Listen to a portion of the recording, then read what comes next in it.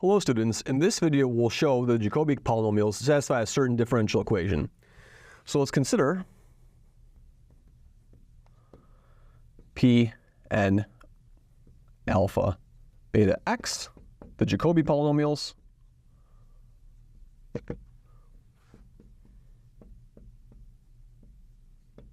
Okay, of course these polynomials are orthogonal.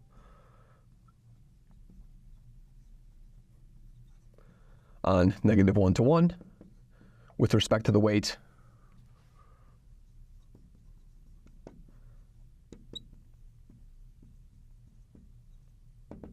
the measure is going to be 1 minus x to the alpha, 1 plus x to the beta, right? Okay, that's the dx, of course.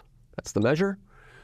And what we're going to do is we're going to show these things satisfy a certain differential equation. We're going to use the differential perspective in order to understand properties of them. So what we're going to do is the following. Let's consider d by dx of 1 minus x squared, 1 minus x to the alpha, 1 plus x to the beta, and then the derivative, so I'm going to put d by dx of Pn alpha beta of x. Okay, I'm going to consider this expression, this differential expression over here. Okay, and so of course I can do two things. What we're going to do is we can say that this is equal to what? This is going to be equal to, I'm going to pull out an x, 1 minus x to the alpha, 1 minus x, 1 plus x to the power beta over here. And then let's think about what can happen over here. So I can put all the derivatives, I can keep these things out and keep this thing over here, put all the derivatives onto this second derivative over here. So I'm going to have a 1 minus x squared times the second derivative of Pn alpha beta x. And then we'll have some other terms over here which correspond to differentiating these terms over here, right? So when we differentiate these terms, let's see what happens. Let's do a calculation and figure that out, right? So if I did d by dx of 1 minus x squared, and then 1 minus x to the alpha, and 1 plus x to the beta, what do we get? Well, we would have a negative 2x times these terms over here, negative 2x, 1 minus x to the alpha, 1 plus x to the beta. And then we have a 1 plus 1 minus x squared. And then we'll have a negative alpha, and then a x minus 1 to the alpha minus 1, right? And then that's times 1 plus x to the beta. And then finally a 1 minus x squared, and then a 1 minus x to the alpha, and then a beta, 1 plus x to the beta minus 1, okay? Good.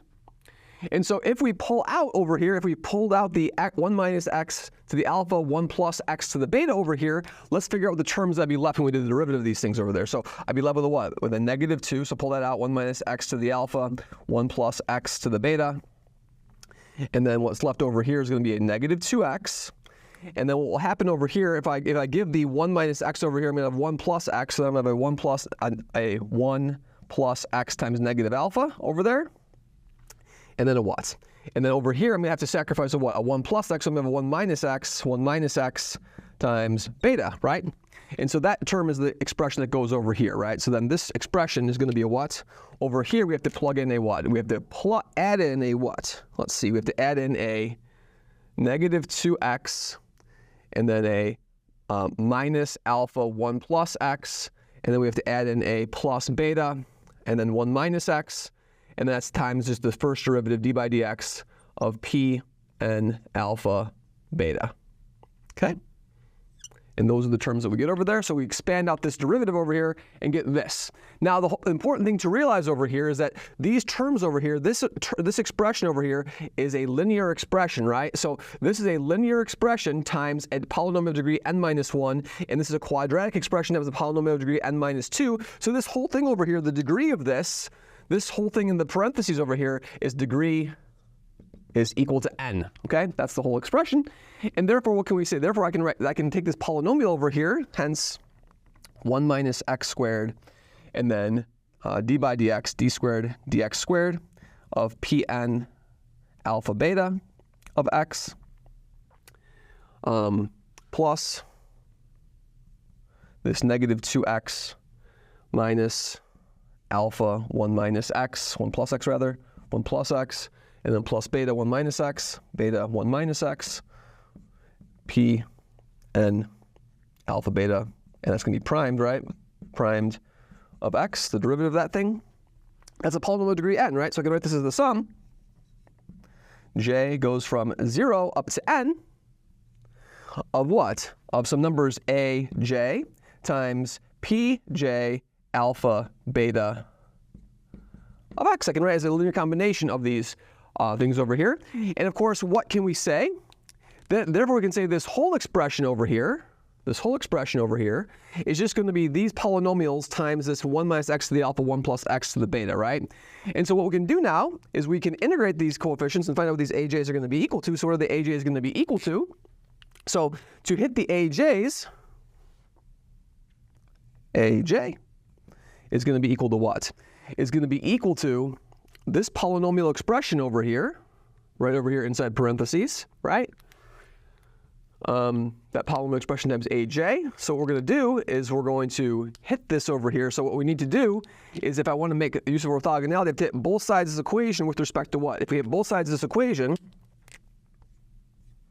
1 minus x to the alpha, 1 plus x to the beta,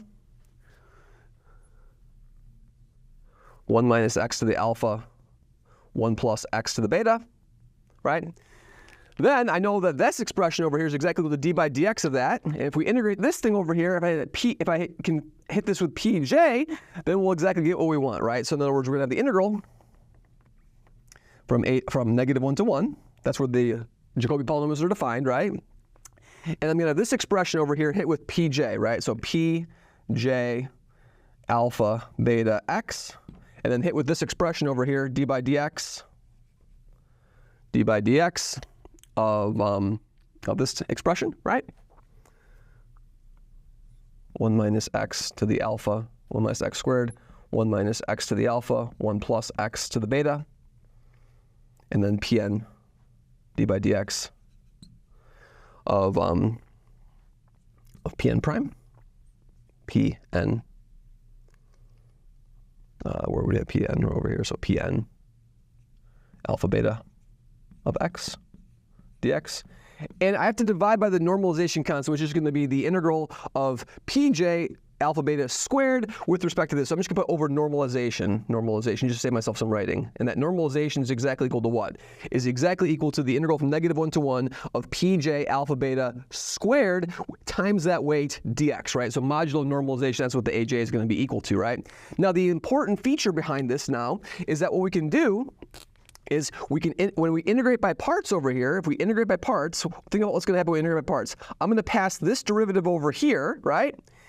And then if I plug in negative 1 and 1 on these limits over here, I'm going to get nothing. So if we integrate by parts twice, I can interchange the roles of j and n. So integrate by parts twice.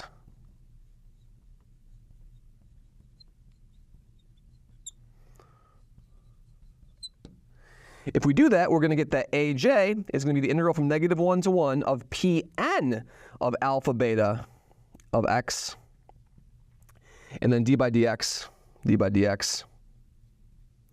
of 1 minus x squared, 1 minus x to the alpha, 1 plus x to the beta, and then d by dx of pj alpha beta of x dx, and again, modulo normalization, right? So this is modulo normalization. Okay, excellent. And now what's the kicker over here? The kicker over here is that we saw that this thing over here, I can factor out at 1 minus x to the alpha, 1 minus x to the beta, and then that will be a what? By this calculation over here with n's replaced with i's, this is going to be 1 minus x to the alpha, 1 plus x to the beta, and then this expression over here, which is going to be a polynomial of degree what? A polynomial of degree j, which is going to be annihilated by what? By this pn over here. So the only term that's going to survive over here is, of course, when j is equal to n, right? So this is equal to 0, so aj is 0 unless j is equal to n by orthogonality, right?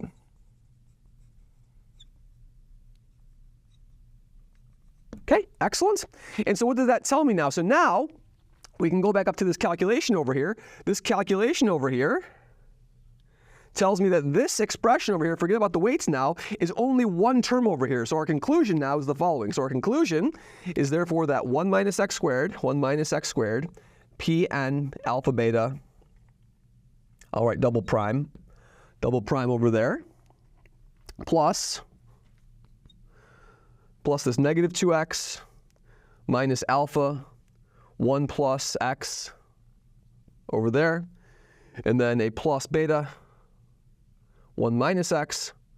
Those terms are hit with what? We hit those with Pn alpha beta prime. So the second derivative of this thing plus this expression over here is equal to an, in this expression, Pn alpha beta of x. So in other words, this is a second order differential equation over here. This second order differential equation over here has a solution, which are the Jacobi polynomials that correspond to the parameters alpha and beta, right? So we start with a what? We start with a differential expression of order 2, and then we integrate by parts twice using the fact that the weight over here, this 1 minus x squared, is going to vanish at the endpoints of the interval over there.